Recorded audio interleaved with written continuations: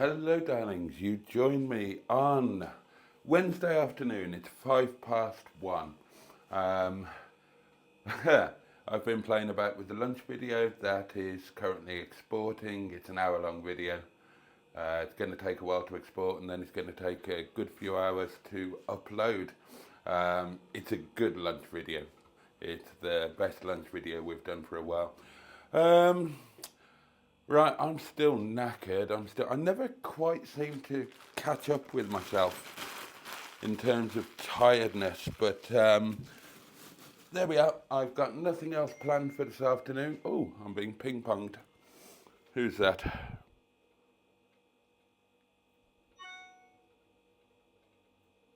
Oh, it's Sean. I'll read that in a second. So, what I need to do, first of all, it's going to be a midweek mini roasty type of thing for lunch. But first of all, I need to tidy this bloody kitchen up and get this mountain of washing up done. So, yeah, that is going to be job number one.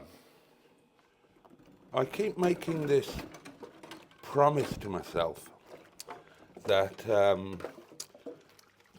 I won't allow the washing up to build up to this degree. I shall simply quickly and efficiently wash up after every meal. Never happens. I should make more of an effort though.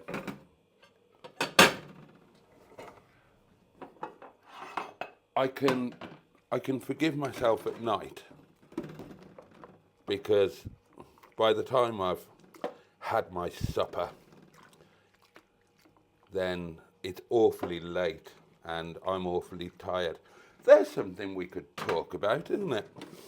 Now, I obviously eat ridiculously late, most people would say. And yet it doesn't feel ridiculously late to me, and it doesn't disagree with me because, well, it's done out of necessity, and it's been done for a long, long time. We were talking last night on the live stream, weren't we, about performers and so on. And anybody who's done that line of work will understand what I'm talking about here. So for many, many years, now back in the day, if you go way, way back, I used to have a normal type body clock. You know, I would go to bed at quite an early hour, and I would get up very early. When I was racing, you had no choice but to get up early because when you're racing, your digestive system stops working.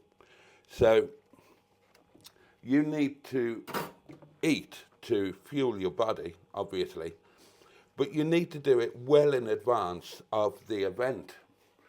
And you also need to eat a lot. You need a hell of a lot of calories inside you. And races tended to start unreasonably early in my book.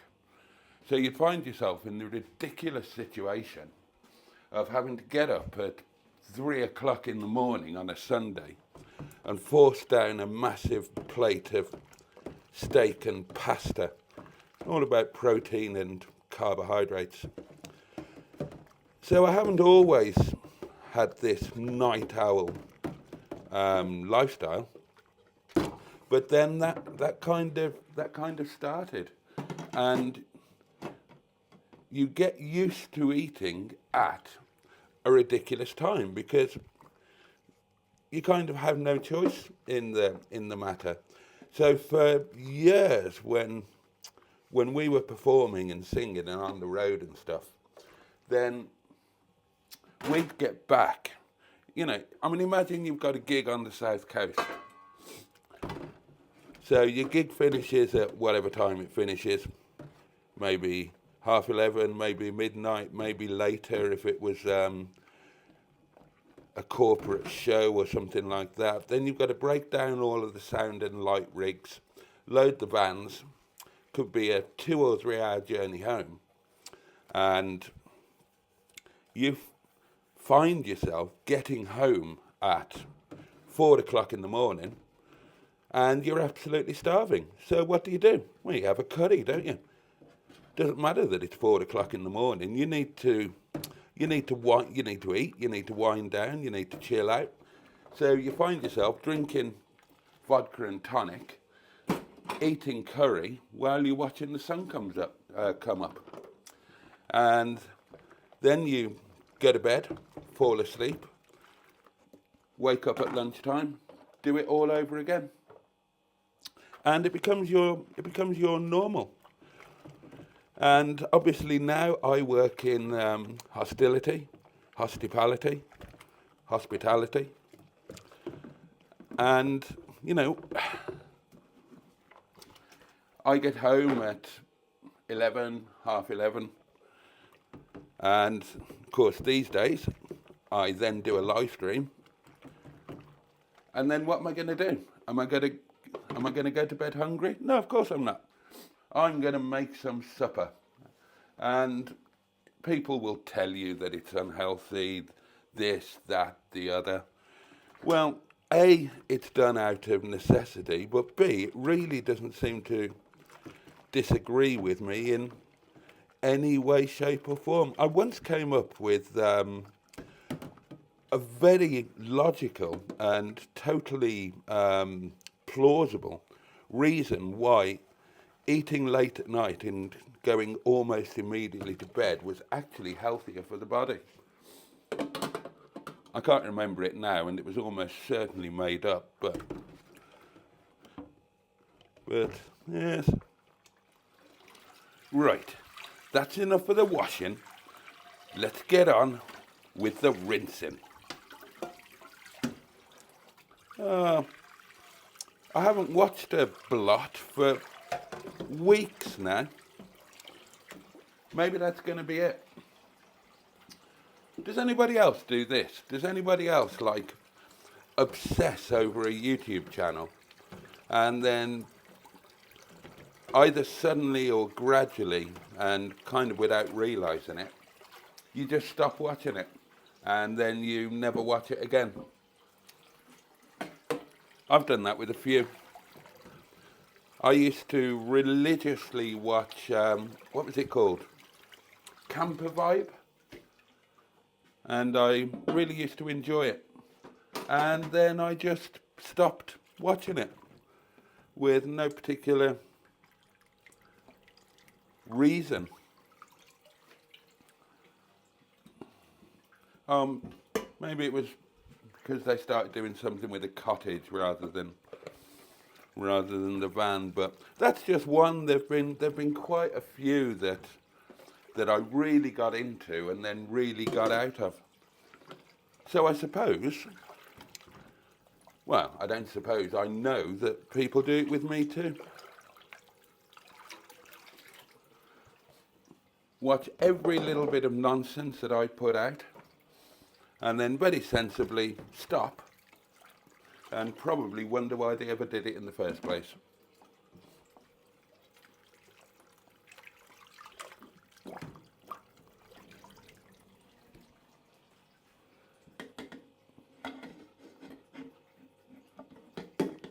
Oh, stay there.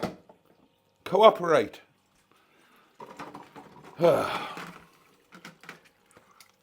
You see, this is one of the problems with letting your washing up build up. You don't have sufficient space to process it. Now, I'm sure that many of you fine people watching this will have a dishwasher in your life. I've never really approved of dishwashers, and I've never had a dishwasher in one of my own individual homes. And that's through choice. I don't know why I have an objection to them, but I do. Now here in Windy Bum, there isn't room for a dishwasher. But even if there was, I wouldn't have one. Which is probably a bit silly because it would solve this washing up problem, wouldn't it?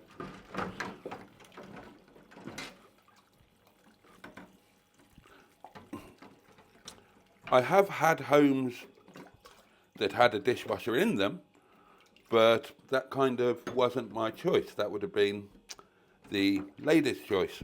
And in fairness, when I was married to the artist formerly known as Mrs. Boaty, then with 4 children in the house, a dishwasher was kind of an essential item. Oh, it can cause marital stress though, can't it?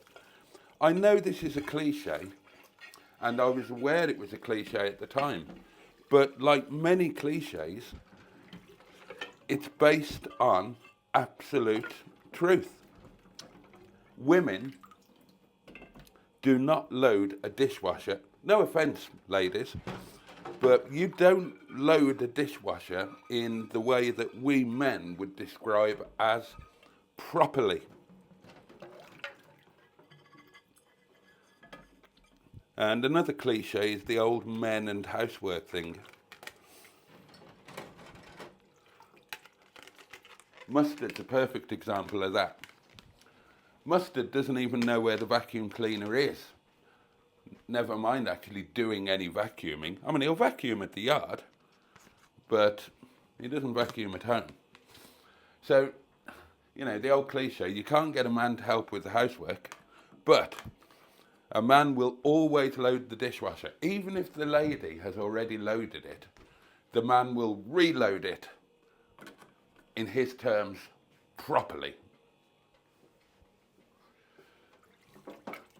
The lunch video is currently exporting. I've already exported it once and it failed because didn't have enough disk space. So I've had to free up some disk space, exporting it again, and then it's going to be about 2.5 or 3 hour upload. Right, where am I going to put this? Okay, that's that. Until the next time. Well, you join me for an exciting moment now, darlings. Here is the butter dish. Regular viewers will be aware that this was my grandparents' butter dish. And the butter has been finished. The butter dish has been washed, rinsed and dried. And it is now time, he said, moving seamlessly to the fridge, to deploy this magnificent Bungay salted butter, kindly sent by the lovely Sean. So I've spoken about this on a video before and on a live stream. Check out the Fen Farm Dairy website for information on this. I'm very excited to try it. So here we go. Oh, it's like the old days, isn't it? This is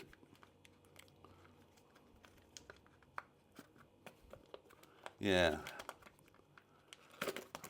old school, not done in a factory. Pardon my fingers, they are clean. Oh, and look at that, darlings. That is a perfect fit.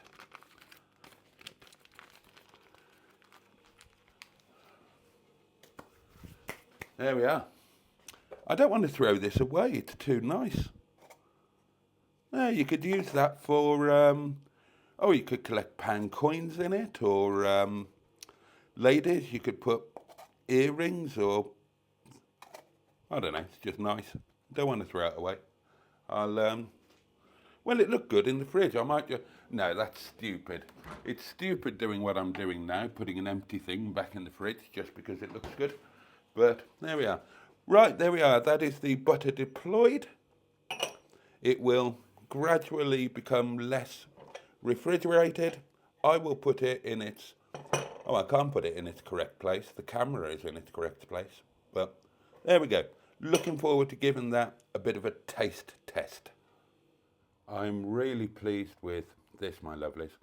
This is the lovely piece of artwork by Matron and the M11's grandfather, which Matron kindly brought to the art for me on Monday. And I thought it would be perfect there with the Bee Gees, you know, being a greeny, planty sort of thing. And doesn't it look lovely? Absolutely perfect, I think. It means I've got that spare hook just there. And do you know what I fancy for there? A Welsh love spoon. Yeah, I really fancy a Welsh love spoon for there. So I'll have to have a scout around, see what's on eBay. I'm also over the moon with this at the top of the stairs on the landing. Such an improvement over what was there before. And what a fantastic bargain. Remember, darlings, this lovely RD beaten piece in a perfectly nice frame, £2. 2 of the King's pounds. Ridiculous bargain. So putting that down at the bottom of the stairs down there, that freed up a couple of pictures, and they are now here. These were existent hooks. The gentleman who lived here before clearly had plenty of art. So the doggy one is there. These pictures have moved up the stairs slightly. Now, these were my mother's. My mother had a pig obsession. And you'll see bits of memories of Mumbo, dotted around the cottage. So those are 2 of her pictures. This is the needlecraft one that was down there, that came from the lady that I bought these cabinets from. I'm in love with those cabinets more than ever.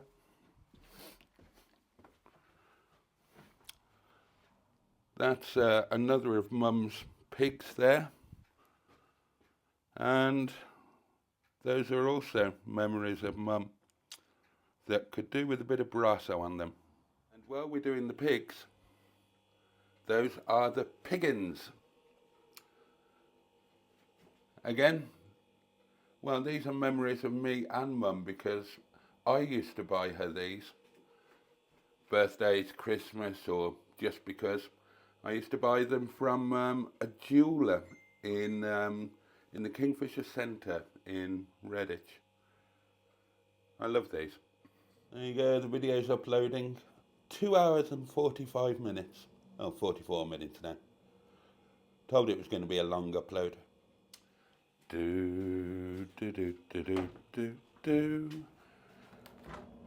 I filled the saucepanvach with moist water. Let's get some potato peas. How many do I want? 1, 2, 3, 4, 5. Oh, 5's a reasonable number, isn't it? 5. It's a reasonable number. It's not an unreasonable number. It's number 5. There we go. Slightly moved away from what I planned for lunch because of time constraints, quite frankly. On the subject of food, darlings, good news. Come with me. I need you pointing the other way. New stocks of Momo, darlings, delivered last night. And those are the Momo. We can't forget the important bit. Momo chutney, freshly made last night. Lovely. Oh, those sausages need to go in the freezer. Best before today, I think. The 9th? Yeah. What is it today? It's the 9th, isn't it? Right, put those in the freezer.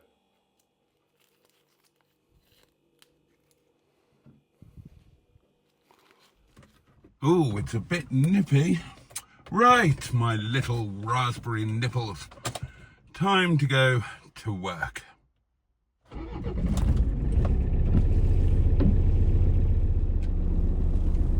Oh, we're getting a bit steamy.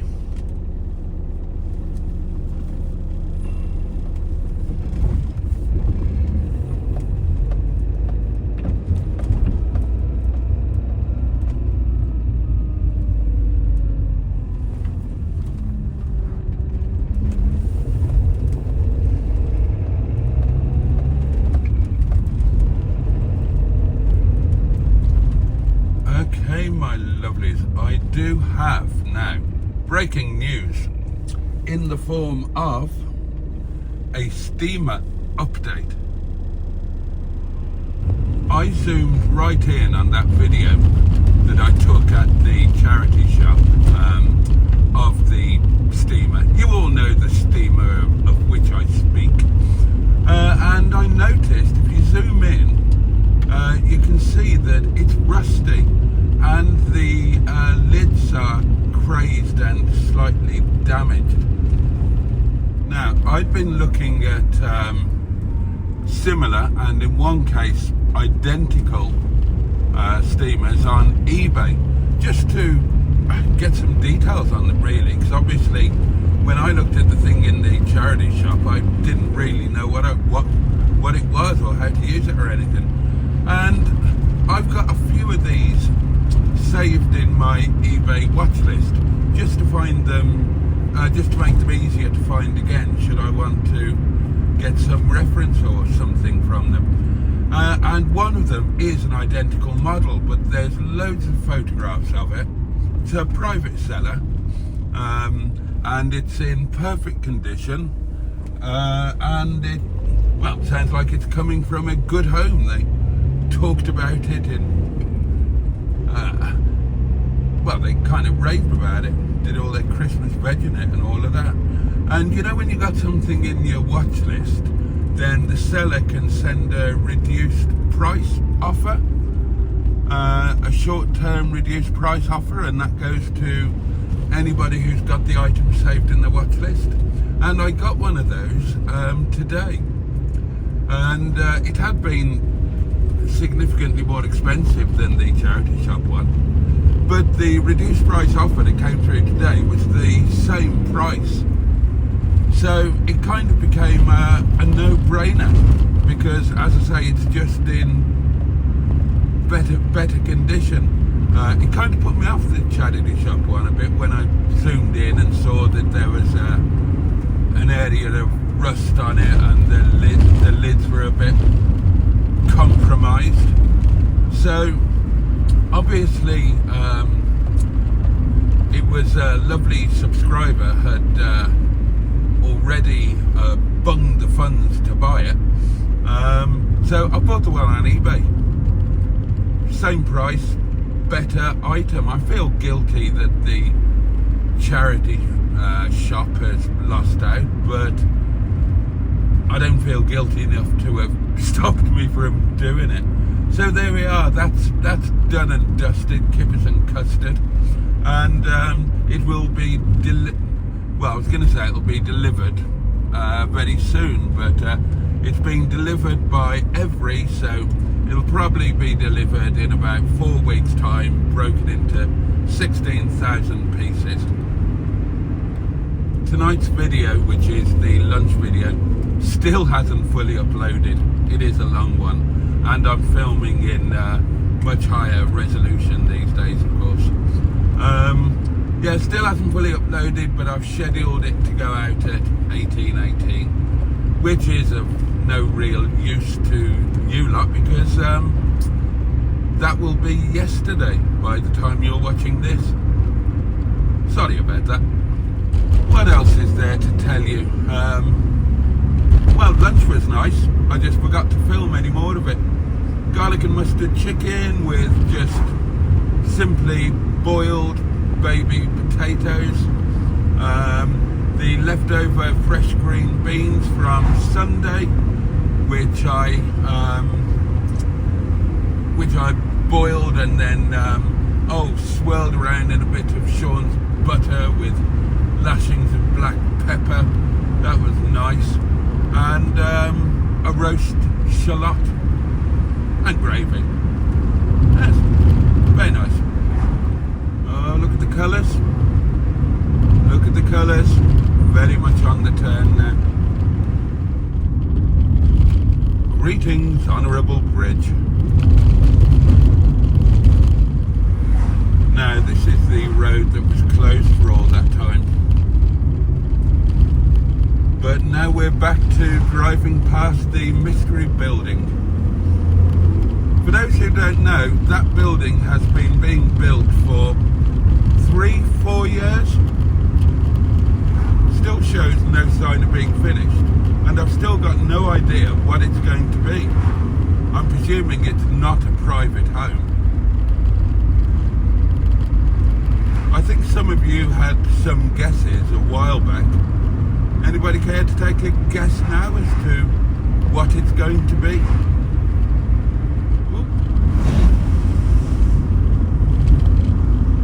Blimey. Here we go, darlings. The undeniable delights of Ripley Town Centre. Oh, I love to see that. Oh, there's nothing I love more than seeing an old couple holding hands. Well, I mean, I say there's nothing I love more.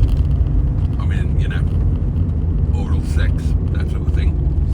A kebab. But that's not really the point. The point is, I love to see an old couple holding hands. It's a lovely, heartwarming thing. Here we go. They are still working away upstairs, by the way. Apparently the landlord is investing 60 large in the work upstairs, so hopefully they're doing a decent bleeding job of it. Right, what time is it? What time is it? Oh, I'm early. Oh, there we go. Right, well, let's go in and see what's what. Right then, darlings. That was quite nice, but very last minute order came in, delivery, and some nice people in tonight, just not many of them. And yeah, got an absolute last minute delivery, so oh, good night, Ram. So we're gonna do a delivery on the way home, which means that you lot are coming with me to a place called Heege, and I can't see a sodding thing. Tricky River. Oh God, come on then. Come on, no, you don't need to do that. There's plenty of. Oh well, okay. Oh right, you've changed your mind completely. What's he doing here? Okay, interesting choice. Right, let's get some demisting going on. God, it's cold. It's cold.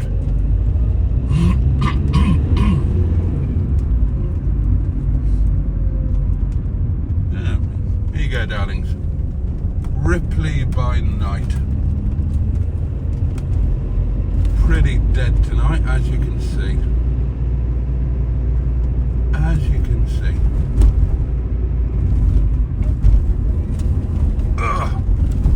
Leather upholstery is fabulous. It was a very worthwhile swap, but it's a bit chilly on your Boaty bum till the car warms up.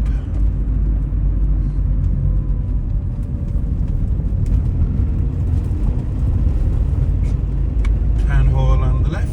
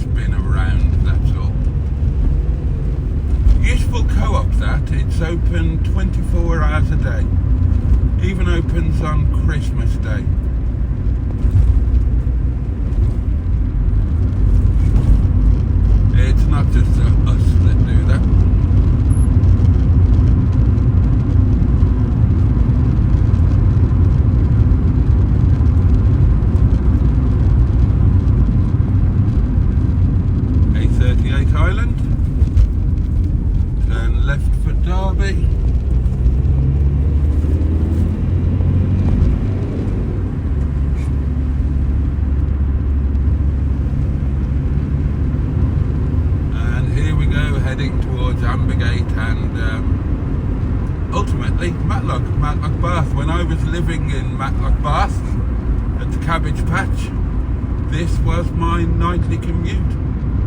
A damn sight shorter it was too. I think I've told you before, it was that's part of the reason I moved restaurants, is moving to Matlock Bath. Ripley was an awful lot closer than Clay Cross, and of course they bribed me. That helped. Ram's been talking a lot to me tonight. He wants to find ways to get more involved with the channel, get more filming done. I've suggested that we just shoot more regularly in the restaurant, and rather than just doing bits and pieces, give you guys a more genuine and complete insight into how it works in a fine dining Asian restaurant. If we committed to all of this, then I'd love you guys to see what a kitchen is like on a really busy service, because it's an amazing and slightly terrifying environment. Now, there used to be a railway line here that we would have been going over, and that pub there is called the Excavator. I went there once with Boo for lunch, and we had quite a disappointing sandwich. We went through a phase of going out for a sandwich in different pubs every week, and that was one of them.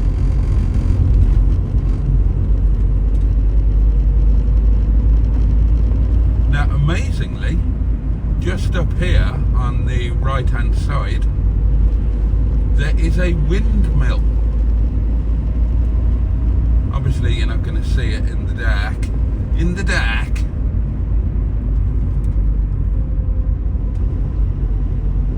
Or have we just passed the... Oh, I think we already passed the windmill. There was a turning off to the right.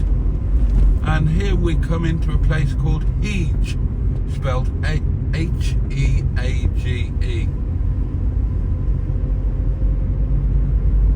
And you'd probably have to be told how to pronounce that, and I suppose you can guess it.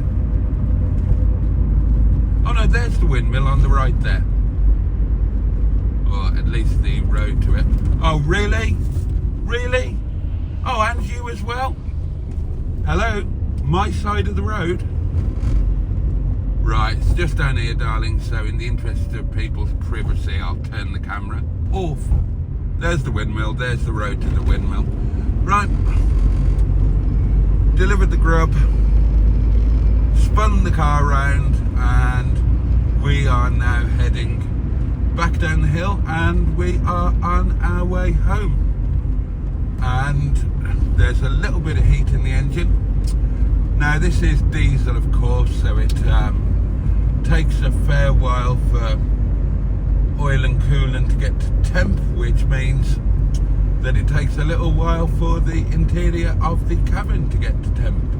And it's a bit of a chilly night, but we'll soon be warm and toasty. Don't you worry about that, my lovelies. Now, coming this way, this is a really awkward junction.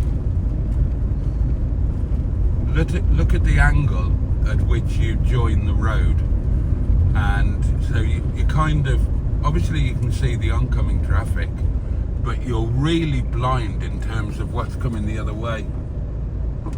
It's slightly easier at night because you can see the headlamps.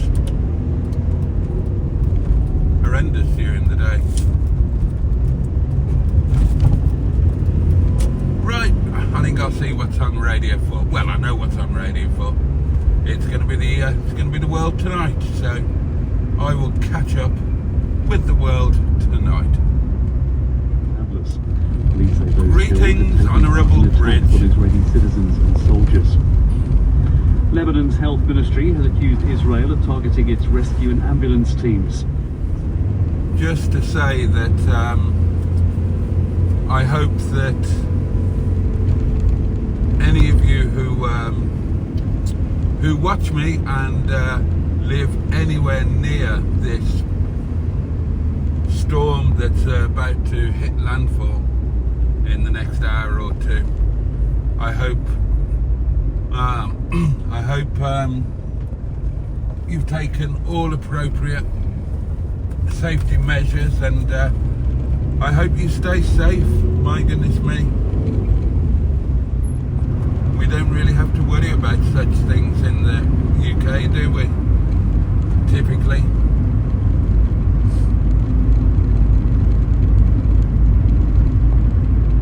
We get drizzle. That's what we get in the UK. We've got it right at the moment. Fine drizzle, soaks you through. Pain in the ass to drive in. Of course, there is something kind of irresistibly romantic about this. I don't know if you can see in the trees and whatnot, but it's a howling wind up here in the peak at the moment. And the rain, as light as it is, it's kind of being blown sideways. But there's something romantic about being warm and safe in a car, in a nice warm car, on roads that are a bit wild. There's rain swirling about, the wind is howling, leaves are being blown all over the shop, branches are down. Yeah, there's definitely something romantic about it. Driving through the conditions to get back to your loved one. I'm kind of doing that in a way. I'm kind of battling through the conditions to have a hot date with you lot at 11 o'clock and Wednesday night live, tonight's live stream. God, can you hear the wind? I'll tell you what though, if I ever were to get, and you know, I do plan to, a camper van or motorhome, this is exactly the sort of night when I can imagine I would enjoy it most. Imagine being parked up on Longstone Edge where we've done the Land Rover lunches. Imagine being parked up there on a night like this, underneath the rock face with the wind and rain battering the van, but you're all safe and warm. Well, hopefully you'd be safe and warm inside, with a well-iced vodka and tonic and a pot of curry simmering on the stove, and then you get all cozy wozy in your bed. Well, actually, you'd have a wee out of the window first, wouldn't you? And then you'd get all cozy wozy in your bed. That'd be fabulous. I can imagine that I would enjoy a camper or motorhome more in winter than I would in summer. Just the sheer romance of it. Not a tent though, bugger that. Oh, that's a thought. The season's over now, isn't it? I've managed to escape the camping trip that you lot all tried to inflict on me. Fortunately, Neil and Sophie forgot all about it. Oh well, what a shame. Okay, so as we fire off to the right here, oh, squeaky, then if you look carefully, you may see the distant lights.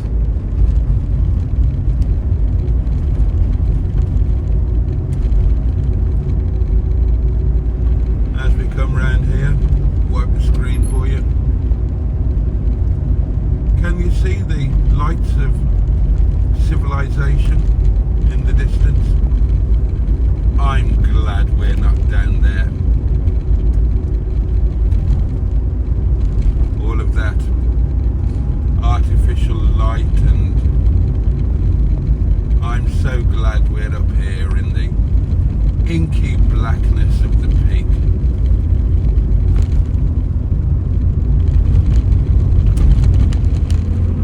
Right then, darlings, that's about it for this one.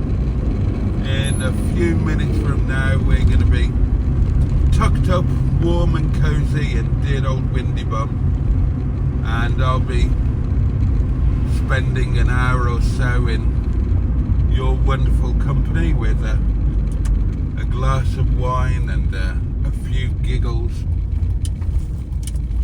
Easily my favourite hour of the day. So I wish you all a safe and peaceful night, especially those of you who are facing any form of adverse or extreme weather.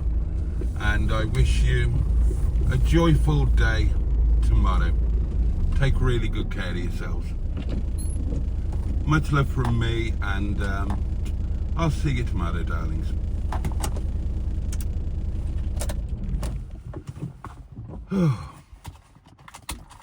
Oh, I wonder if that bottle of wine has defrosted. I fancied one more glass of wine last night and didn't have any chilled, so I stuck a bottle in the freezer and just put a quick chill on it, and then I decided, no, I don't need another glass of wine. What I need is to go to bed. Completely forgot about the bottle of wine. Went into the freezer to put some chicken in there this afternoon, and there's a whole bottle of wine in there, isn't there? How it didn't shatter is beyond me. Right, let's get my bits and pieces together. All right, darlings, catch you later. Bye bye.